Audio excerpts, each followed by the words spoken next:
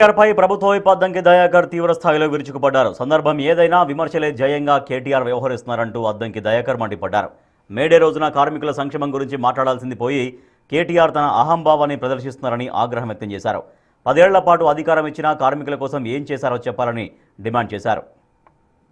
May Day రోజున కూడా బుద్ధి లేని మాటలు మాట్లాడుతున్న కేటీఆర్ కనీసం సందర్భాన్ని బట్టైనా సరే మాట్లాడడం నేర్చుకుంటే మంచిది.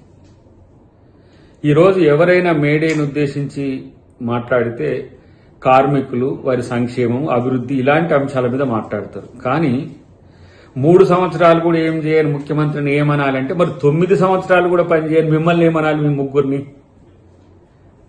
కేవలం ముఖ్యమంత్రి మీద విమర్శలతోనే పార్టీని నెట్టుకు రావాలనుకోవడం మీ దౌర్భాగ్యం.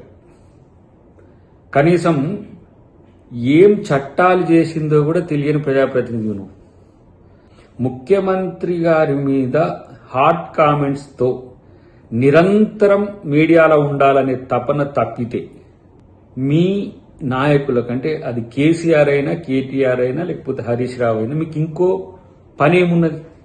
తెలంగాణ భవన్కు బీఆర్ఎస్ భవన్కు పిలిపించుకోవడం, అందరినీ ఒక ప్రెస్ మీట్ అని పెట్టడం, ప్రతిరోజు ఒకటి కాయించుకోవడం, దాని మీద చిల్లర మల్లర మాటలు మాట్లాడడం, వ్యంగ్యంగా మాట్లాడడం, అహంభావపూరితంగా మాట్లాడడం తప్పితే మీకు ఏం తెలుసు? ఇలాంటి పనికిరాని మాటల వల్ల మీ పార్టీ పూర్తి స్థాయిలో శూన్యస్థాయికి వచ్చి అయినప్పటికీ కూడా ఇంకా బుద్ధి సిగ్గు రాకపోయే ప్రతిరోజు ఎవడేమనుకుంటే నాకేమన్నట్టుగా ఇష్టం వచ్చినట్టుగా మాట్లాడడం అనేది మీకు రివాజ్గా మారింది.